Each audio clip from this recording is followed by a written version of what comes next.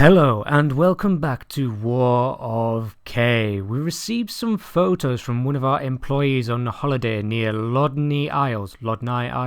Can't say that correctly. But there seems to be a large explosive device, like a bomb, and a large plane to carry them on that island. Not entirely sure what's going on there, but it also seems that the organisation that were on this island before have disappeared. We're guessing that they've actually moved to the islands over here, to Lodney Islands, and they probably moved while we were busy fighting off that fleet that was outside the KSC previously. So this is going to be quite a distance for our ICBM to be travelling this episode. Okay, let's start. Okay, this missile is going to be quite dangerous. We're going to have multiple warheads in here, all of them nuclear, and we've got the flingatrons there to help spin the warhead round so that they can fling the warheads in different directions once we get to the target. Now, most modern ICBMs used for nuclear missiles often use solid fuel.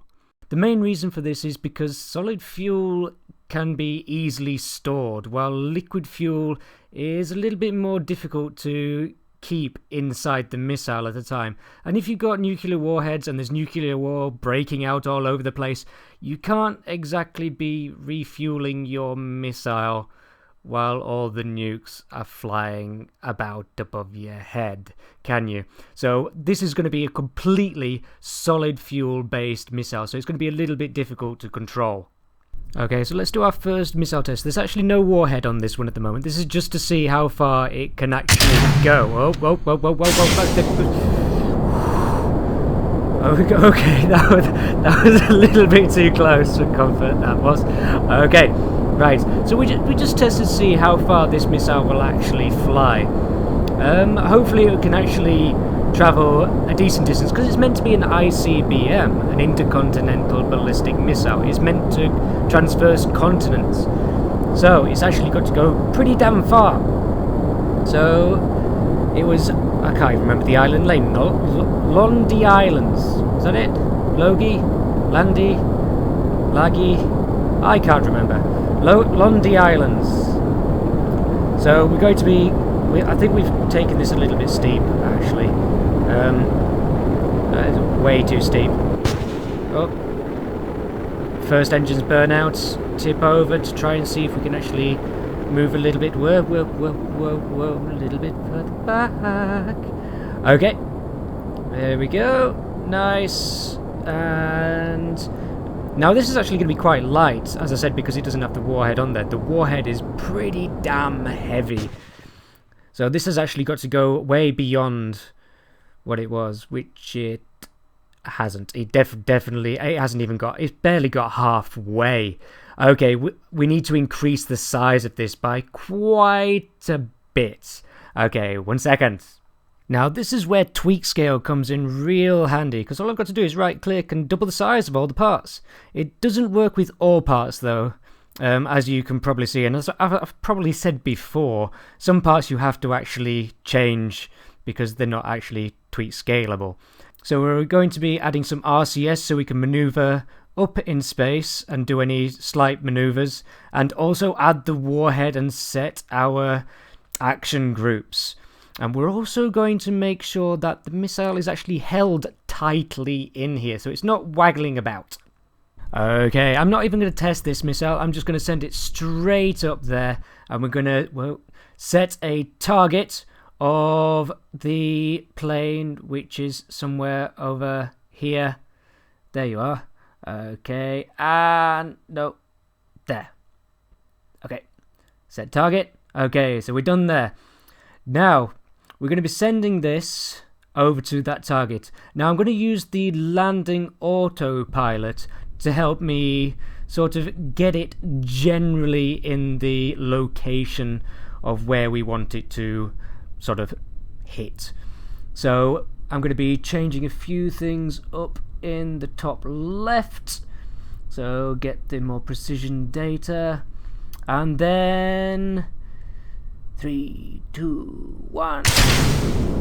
Okay, off we go. Right, so I'm going to tip it over pretty much straight away so we can actually get more distance from this. Not going to make it... Whoa, bit too far, bit too far, bit too far. There we go. There we go, that should be fine. And I'm going to aim it in the general direction of where we want to be heading. Now this is going to get terribly fast and terribly hot within the atmosphere. So it's going to be a little bit worrying when we come to get back down, because this thing is going to be moving unbelievably fast. So it's going to get hot on re-entry, and it's going to get hot getting up as well.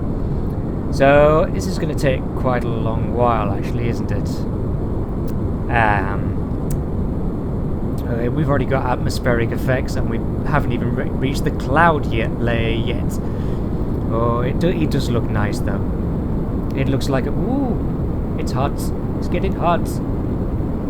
It does look beautiful. I mean, just look at it.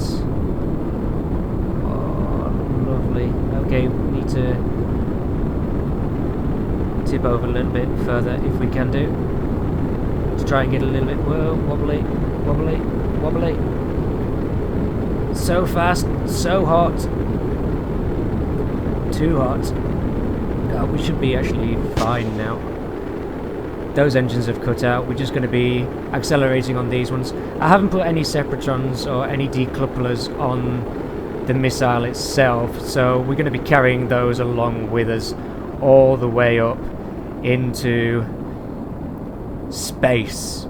Okay, and level out to try and get as much horizontal velocity as we can do to try and get the distance that we need. And almost ready. Whoa, a bit further down. Move towards the target. There we go. Good. And engines out. Okay. So whereabouts are we? Let's just decouple that. Now we are.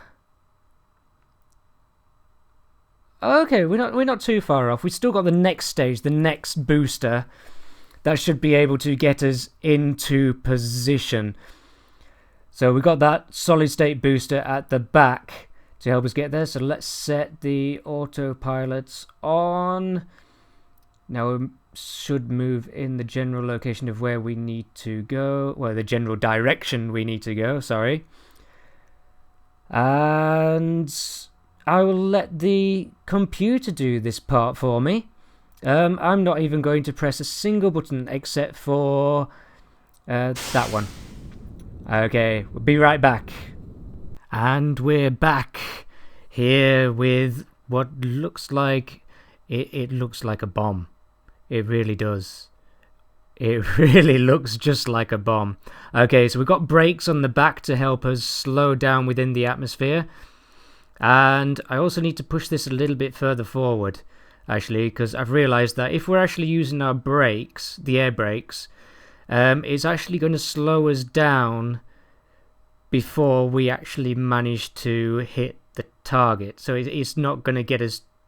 It's going to stop us before we get there, quite simply. So I need to try and use the RCS to try and push us that little bit further, which...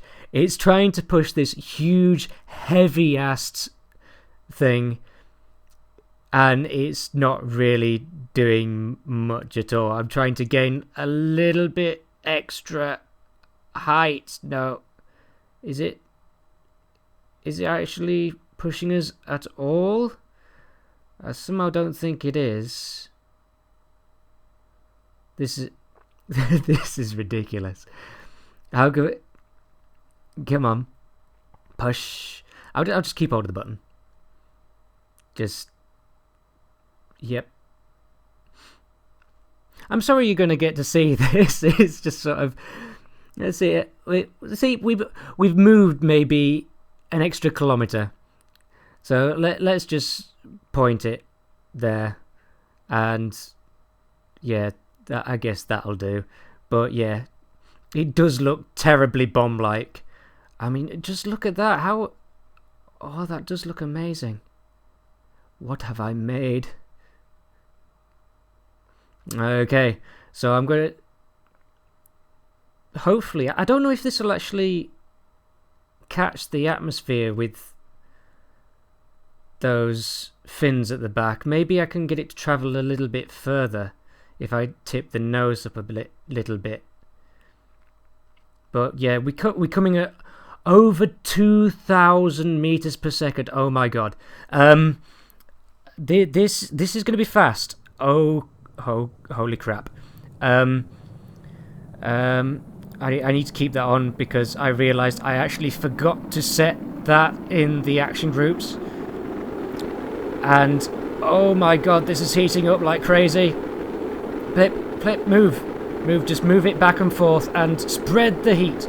Spread the heat. Oh my god, the fairings are actually overheating. Okay, decouple that. Now, go. Oh my god, quick. Get in.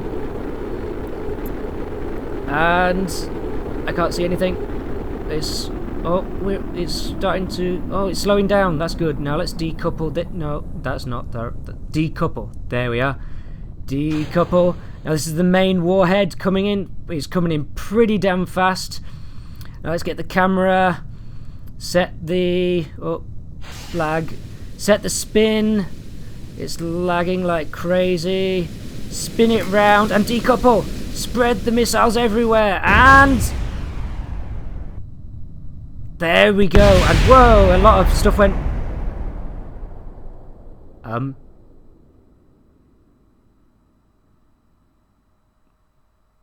Where's Kerbin?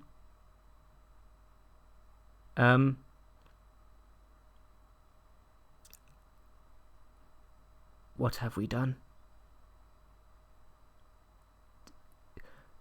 Surface kilometers per second, 36,000 kilometers per second. Oh my god.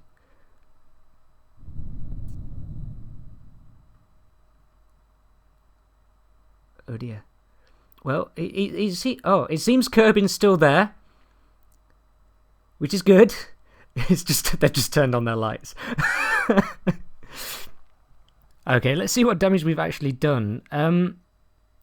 There's absolutely nothing on the tracker at all. It seems we have just completely disintegrated absolutely everything. Okay, the KUC aren't going to be happy.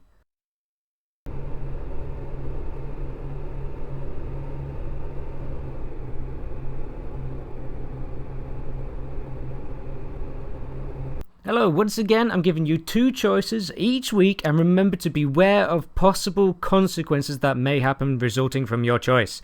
This week's choices are a hoverbike using anti-gravity, creating several of these and attacking those tanks en masse.